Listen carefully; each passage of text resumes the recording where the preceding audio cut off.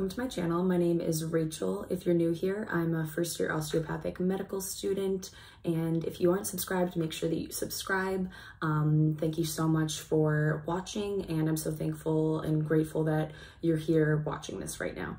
So today we're going to be talking about how I personally fight burnout in med school. My biggest fear going into med school was that I wasn't going to take care of myself and that I was going to put my health and mental and physical wellness on the back burner. And I ended up kind of doing that while I was in undergrad. So this is me kind of making a blatant effort to take care of myself. One is compartmentalization, like compartmentalizing things. You know what I'm trying to say.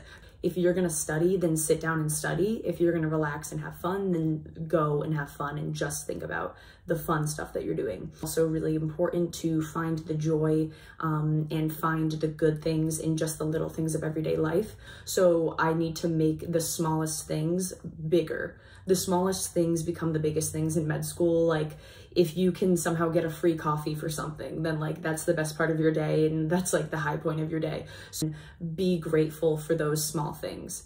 So my last point is gratitude. You really need to be grateful for everything in med school. One, be grateful that you're there. You were trying to get there for so long and this is your dream to become a doctor, and you were, basically begging schools to accept you when you were interviewing a year ago. So just realize that you should be so grateful to be there, and also just be grateful that you have these things in your life, everything else other than the studying that you have to do, because there really is so much to be grateful for.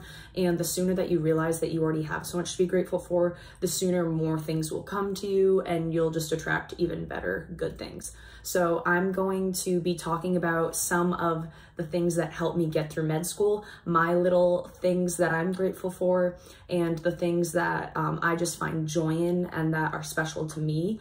And these are things that kind of give me a push when I'm having, maybe a hard day.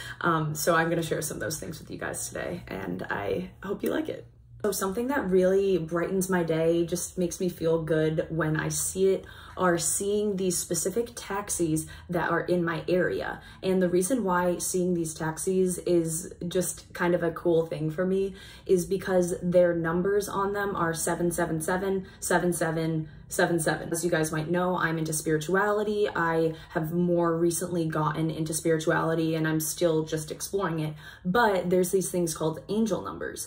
So whenever I see these taxis, it just kind of like perks me up, and I just love seeing them because 777, it's an angel number, and I think it means like good luck, like keep on going towards, keep on working. Like each angel number kind of has a thing. There's 111, 222. It just kind of like cheers me up and kind of gives me like, you could keep on doing this. And I just kind of feel like it's my spirit guide saying like, I got you, we're right here, you can do this. So something else that I like to do that kind of helps me fight burnout in med school is go and explore places by myself.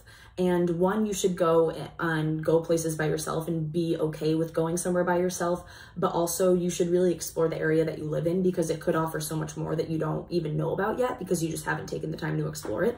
So I like to go to this place that's literally like 5-7 minutes away from my house, and it's like a street that has a lot of different cute shops and restaurants, and I just love walking down it. It has really cool trees. I just go there and I just appreciate it, and it's just such a nice breath of fresh air to go there and walk and just appreciate how cute and sweet this little street is. And I'm just by myself, and it's kind of like a recharge time, a reset time. And I'm the type of person where clearly I talk a lot and stuff, and I'm pretty social, but I would say I'm kind of like an introverted extrovert. I'm an extroverted person, but at the same time I need to recharge for myself, or else I kind of feel like mentally, strained. So doing stuff like that really helps me kind of fight that. I know that you have all seen my chili lime seasoning. I get that from Trader Joe's. It's literally $2 at Trader Joe's. I put it in my chicken and rice like every day. It's so good. And I just love Trader Joe's in general. I allow myself like monthly Trader Joe's trips, and there's something that I really look forward to. And I don't do like most of my shopping there because it's about 25 minutes from my apartment. Something else that I really love about them is that they have really cute cards, and I actually decorate my wall with a majority of this is Trader Joe's cards, and they're legitimately 99 cents. They're really cute. I'll zoom in on some of them, but I just love them. And whenever I go there, I get like 2 or 4, and then they're great cards too. They have like romance, encouragement, empathy, birthday. They have all these different kinds of cards, and they're just adorable, and I love them. You should shop there. And you should get chili lime seasoning. I find a lot of joy in candles, and I go to Marshall's to get my candles. They're very cheap.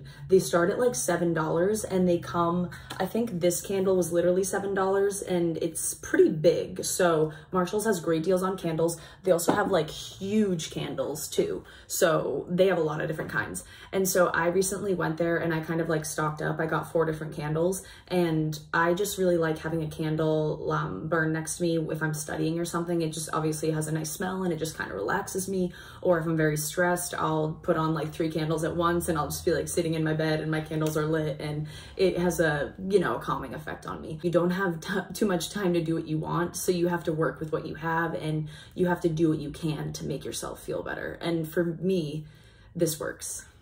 Okay, don't laugh for this next one, but I honestly really love Chili's, and yes, Chili's as in the restaurant.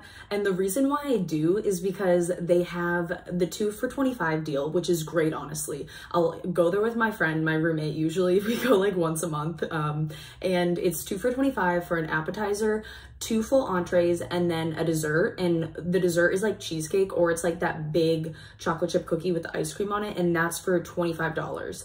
And then also you can become a rewards member, and then you can get free chips and salsa, or you can get a free like fountain beverage once a month. Just find these things that you like. You know, it's like a cheap meal. I look forward to it. It's kind of like a hidden gem to me, but I feel like people laugh when I say Chili's because like it's Chili's, and like I feel like people overlook it, but I honestly love Chili's. So I was very nervous that I would not be able to stay in touch with my friends and family when I went to med school, because I would be so busy and I wouldn't have time to talk to them.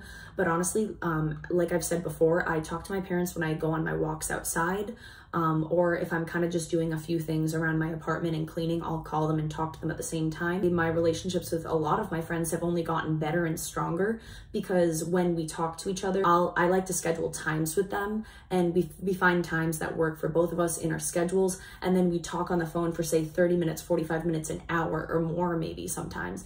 And when I do talk to that friend, it's a real conversation. I'm fully invested in them and they are in me, and we're just focused on catching up with each other, seeing how we actually are, telling each other what's going on in our lives. And we don't text every day at all, but when we do talk, it's real and meaningful and deep. My friendships and relationships in med school have only gotten better and deeper since starting med school. Getting adequate sleep. Okay, sleep is not something that I was very good about being consistent about in undergrad. I was not consistent about my sleep schedule at all. And as I've mentioned before, I did do ROTC in undergrad, so I had to wake up at 5:30, 5:45, 6, at least 2 days a week. So, you know, if I was studying for an organic chemistry exam until 3 one day, I had to wake up at 6 a.m. and still go to PT, which is physical training. That's why I had to get up early. But I realized that was not working for me. That was not good for anything, my mental, physical health, nothing. And I have committed to getting at least 6.5 hours of sleep every night in med school. And that's something that I've actually done. As I've mentioned, I basically stopped studying at like 10 at the latest. And I make sure that I get sleep because I know that I'm just going to be dragging the next day. I know that it's not going to be good for my immune system if I don't get sleep. And I'm telling you, you can get consistent sleep in med school. It is possible to get good sleep in med school. And I was so nervous that in med school I wouldn't be able to get good sleep, but I'm sleeping now more than ever because it's something that I prioritize. Thank you so much for watching this video and following along. If you got anything out of this video, then please give it a like and make sure that you're subscribed, and let me know what you do to take care of yourself in the comments because I would love to hear.